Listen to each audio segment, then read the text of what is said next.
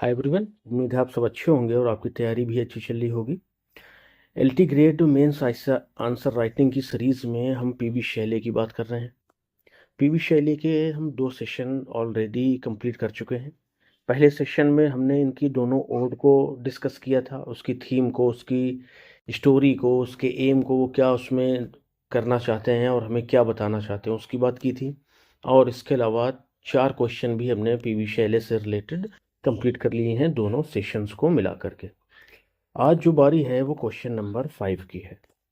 तो आज हमारा सेशन जो शुरू होगा वो क्वेश्चन नंबर 5 से शुरू होगा।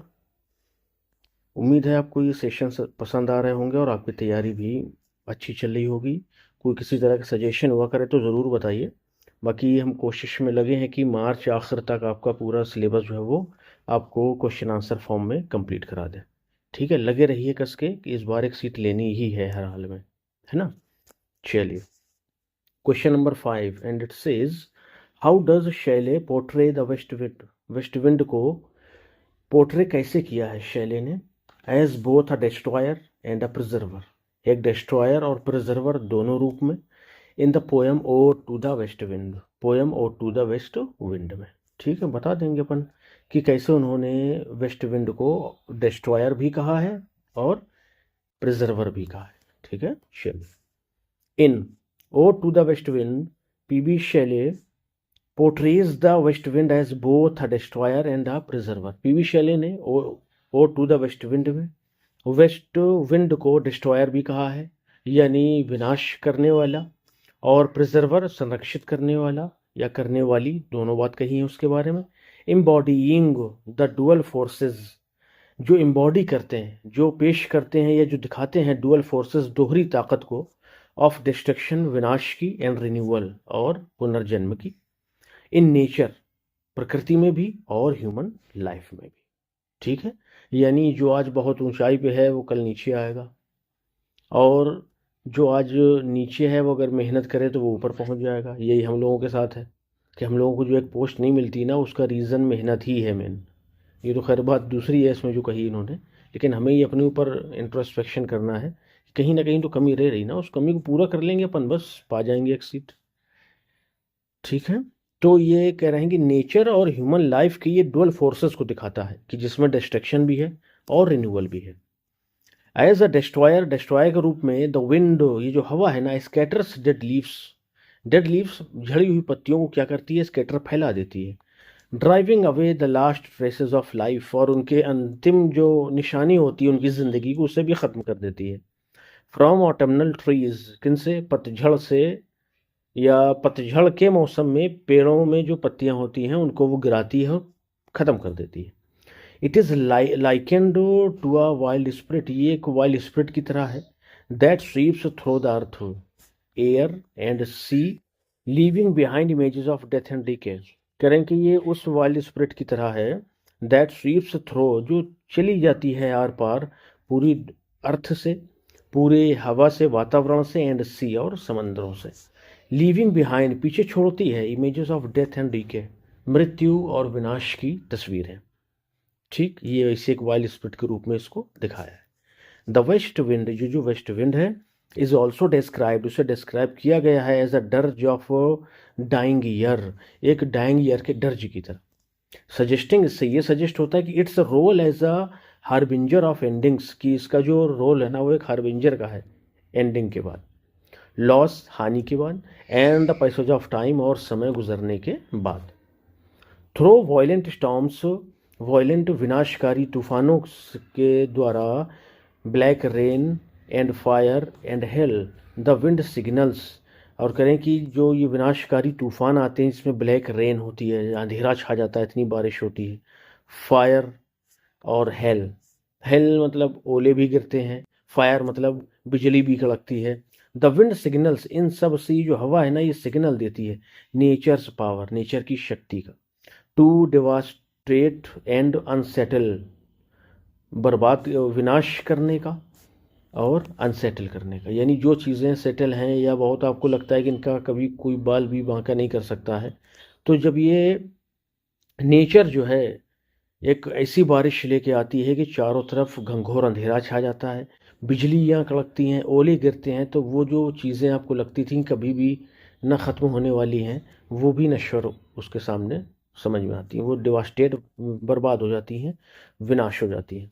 Mirroring Shelley's revolutionary vision of, ये जो हैं मिरर करती हैं क्या, Shelley's revolutionary vision of uprooting oppressive system, कि शैले ये दिखाना चाहते हैं इसके द्वारा कि पुरानी से पुरानी चीज़, ये हवा, ये विंड जो है उखाड़ फेंकती है। इससे ये इशारा कर रहे हैं कि अपरूट करती है ऑपरेसिव सिस्टम को। यानी दुनिया में चाहे वो कितनी ही शक्तिशाली कोई संस्था हो, कोई मोनार्की हो, कोई व्यक्ति हो, उसका भी अंत होना ही है। ये उनके रिवोल्यूशनरी, ये उनका रेवोल्यूशनरी विजन है, क्रांतिकारी दृष्टिकोण कह लीजिए या उनकी दूरंदेशी कह लीजिए। ठीक है, कह रहे हैं जैसे नेचर जो है उखाड़ फेंकती है ना सबको, वैसे ही चाहे वो नेचुरल चीज़ें हों, चाहे वो ह्यूमन से रिलेटेड हो, सबको उखाड़ फेंकती है समय आने पर।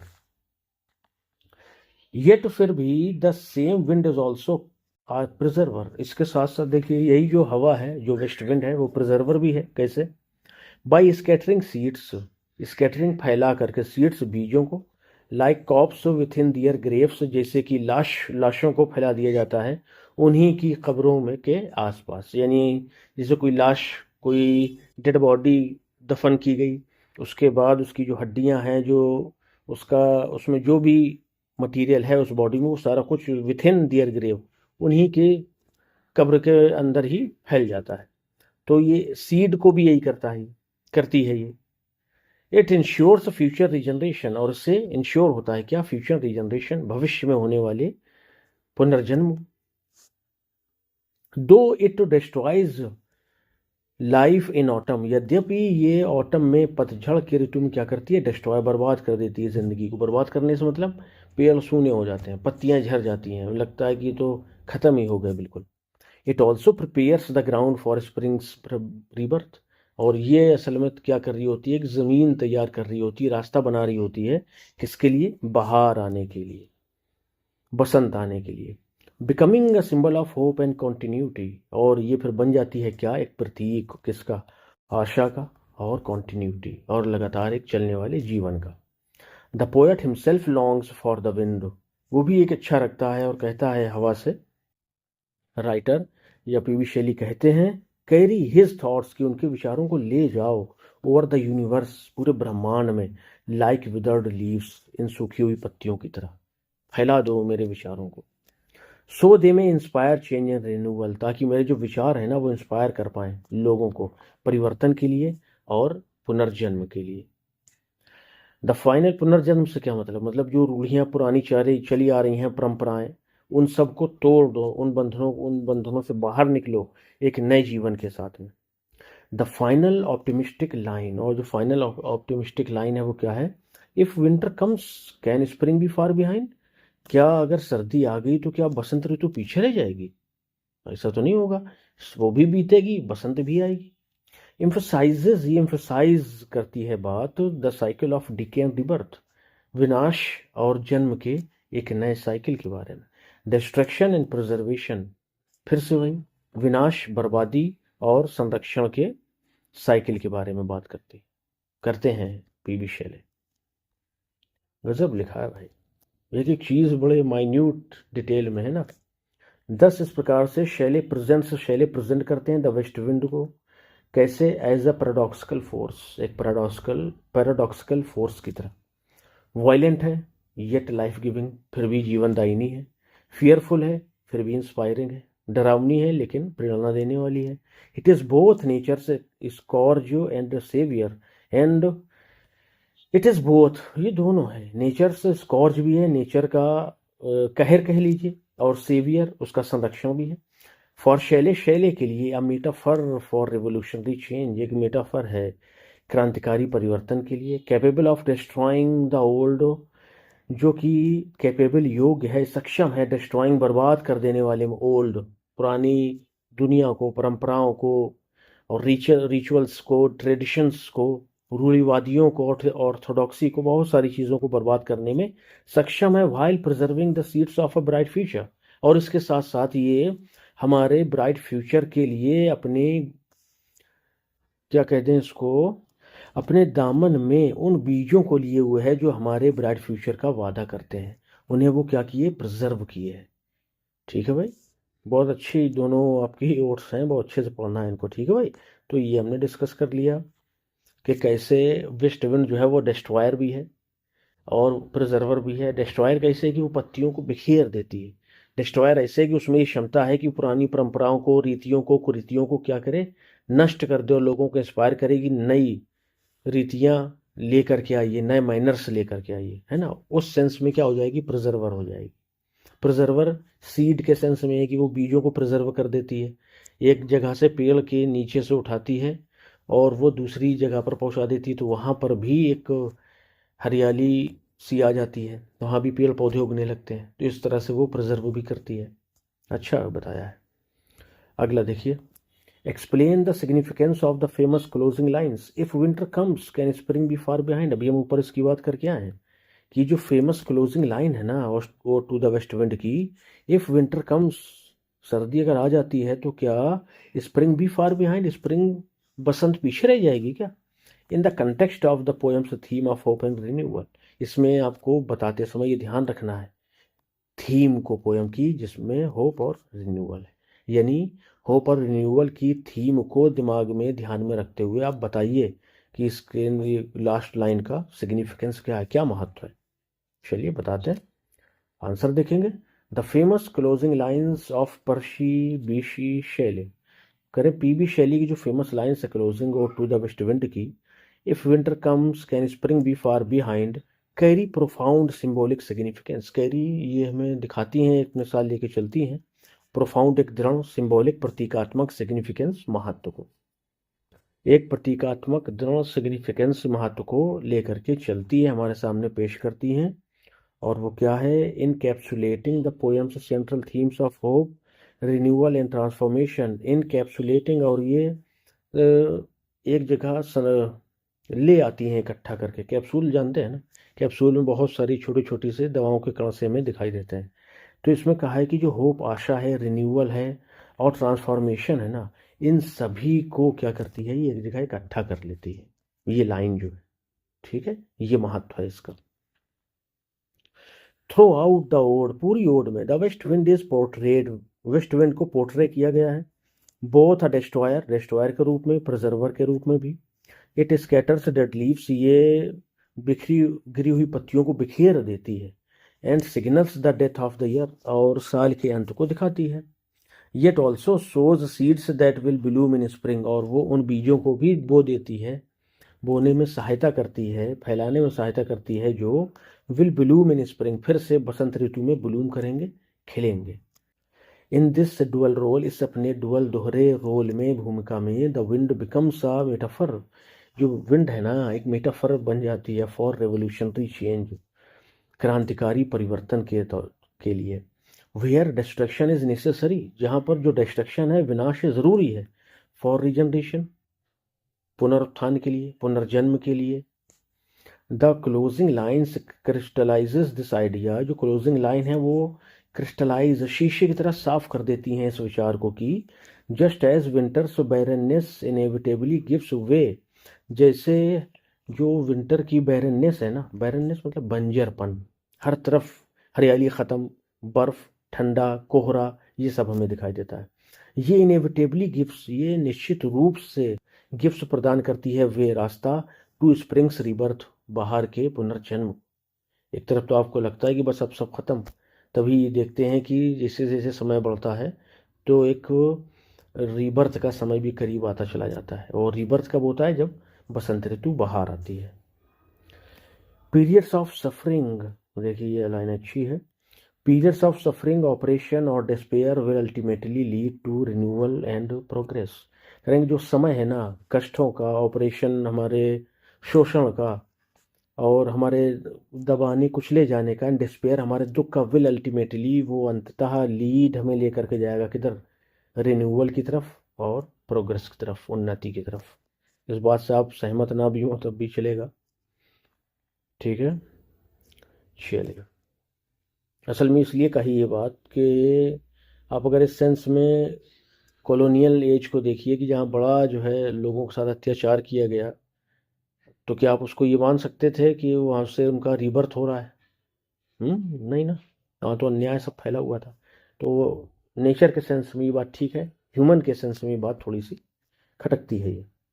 अच्छा, ऑन अ पर्सनल लेवल अगर आप व्यक्तिगत रूप से देखेंगे ना, द लाइन्स रिफ्लेक्ट शैलेज यॉर्निंग। जो ये लाइन्स हैं ये शैले की यार्न यानी उसकी उम्मीद को क्या करती हैं, शो करती हैं। For spiritual and creative rejuvenation, spiritual दैवीय और क्रिएटिव, और एक क्रिएटिव रिजुविनेशन को, मिलाप को। Having endured grief and disillusionment he turns to nature cycle. Having endured, बर्दाश्त करने के बाद ग्रीफ दुख को, डिसल्यूजनमेंट और परेशानियों को, he turns to nature cycle, वो नेचर के उसी साइकिल की तरफ लौटते हैं, चक्र की तरफ, as a source of consolation in faith, जिसको वो मानते हैं एज अ सोर्स, एक साधन, कंसोलेशन, सांत्वना का, और फेथ और विश्वास का। यानी जब परेशान हो जाते हैं ठंड को देख के, सर्दी को देख के कि क्या होगा दुनिया में, ठंड आ गई तो क्या अब बसंत नहीं आएगी, फिर ये सोचते हैं कि नहीं, नेचर का रूल नियम क्या है कि सीजन बाय सीजन हर चीज़ आती है। अभी ये सीज़न आया, फिर अगला सीज़न आएगा, फिर अगला सीज़न आएगा। अच्छा, अगले देखेंगे ऑन अ पॉलिटिकल लेवल। अगर पॉलिटिकल लेवल की बात करिए, the lines echo his revolutionary spirit, उनकी क्रांतिकारी स्पिरिट को इको करती हैं, हमारे सामने पेश करती हैं। एन अश्योरेंस, एक विश्वास के तौर पर कि टायरेनी एंड सोशल डीके, ये जो टायरेनी है ना, मोनार्की कह लीजिए, राक्षसपन कह लीजिए, can not last for ever, हमेशा के लिए नहीं रह सकते हैं ये। एंड दैट लिबर्टी, और ये बताते हैं कि आज़ादी, टायरेनी को आप गुलामी भी कह सकते हैं, है ना, ये लिबर्टी यूज़ किया तो ये अच्छा रहेगा साथ में।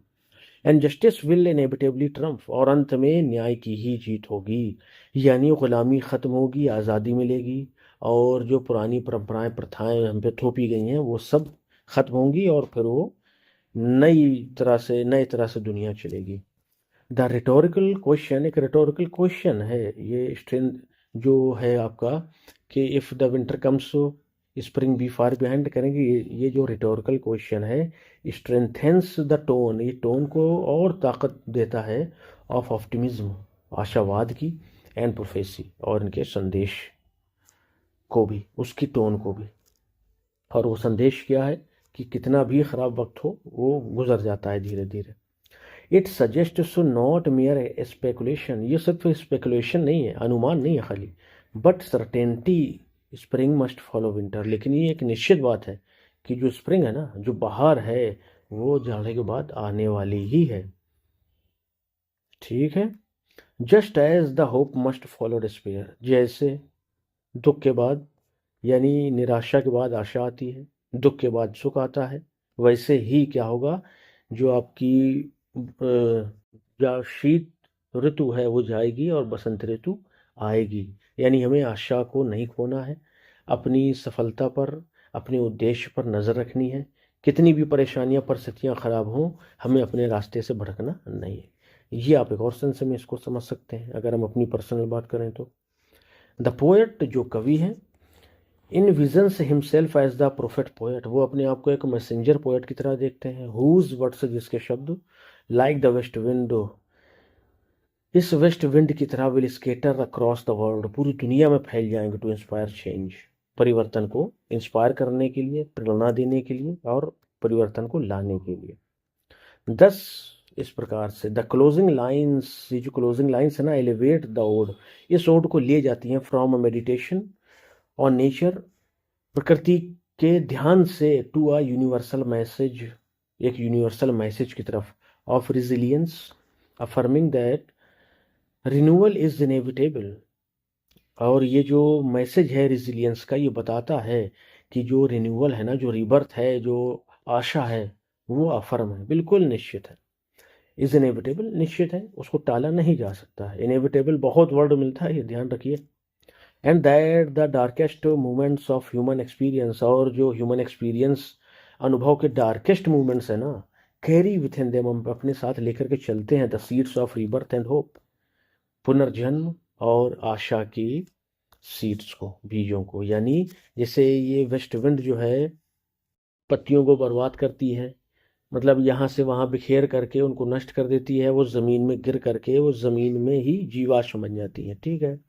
लेकिन जो बीज हैं जिनको ये हवा लेकर के चलती है, जिनको उड़ा ले जाती है, वो जब दूसरी जगह पहुंचते हैं ना, तो उनमें एक उम्मीद होती है, किसकी? रीबर्थ की, एक नई आशा की, और एक नई खुशी की। खुशी सेंस में कि जहाँ पर बिल्कुल बैरन ज़मीनें हैं, वहाँ पर अगर बीज पहुँचेंगे और वो वहाँ पर उगेंगे तो क्या होगा? वो भी फर्टिलिटी उसमें भी आ जाएगी, एक नई किरण, आशा की किरण हमें नज़र आने लगेगी। जहाँ पर हमने आज तक हरियाली नहीं देखी, वहाँ हरियाली देखने को मिलने लगेगी, है ना। ये सारा पूरा सेंस है इसका, कि जो डार्केस्ट आवर्स है ना हमारी ह्यूमन लाइफ के, प्रकृति की बात कर ली अपन ने, ह्यूमन लाइफ पे अगर इसको आप अप्लाई करिए कि जो डार्केस्ट आवर्स है ना, उनके बाद भी खुशी की किरण देखने को मिलती है। And this is the true to the core fact. बिल्कुल बिल्कुल बिल्कुल, क्या है ये? एक true to the core fact है, सच है। हमें हिम्मत नहीं हारनी है, विश्वास अपना नहीं खोना है, आत्मविश्वास बनाए रखना है, बस इतनी सी बात है। खैर, कहने में इतनी सी बात है, लेकिन अपने अपने को बड़ा बर्दाश्त करना पड़ता है। धैर्य रखिए, पेशेंस रखिए, सब्र रखिए, सब मिलता है। वो बड़ी अच्छी एक कहावत है कि समय से पहले और भाग से ज़्यादा, तकदीर से ज़्यादा किसी को नहीं मिलता। तो धैर्य रखिए, मेहनत करते रहिए, समय आएगा, है ना, अपना भी समय आएगा। चलिए, उम्मीद है सेशन आपको पसंद आया होगा। क्वेश्चन नंबर 5 और 6 अपन ने डिस्कस कर लिए हैं, अभी आगे भी इसमें और क्वेश्चन है, वो अपन अगले सेशन में डिस्कस करेंगे, ठीक है। चलिए, तैयारी करते रहिए। जितने भी सेशंस हैं आपके सामने लाए जा रहे हैं, सबकी प्लेलिस्ट आपकी मौजूद है चैनल पर। चैनल को विजिट करिए, एक्सप्लोर करिए प्लेलिस्ट, उनसे फ़ायदा उठाइए। चैनल को सब्सक्राइब नहीं किए तो जल्दी करिए, चैनल को जल्दी से जल्दी मजबूती दीजिए, ग्रो करने में मदद कीजिए, ठीक है। चलिए, मिलते हैं नेक्स्ट सेशन में। Till then, bye bye, thank you.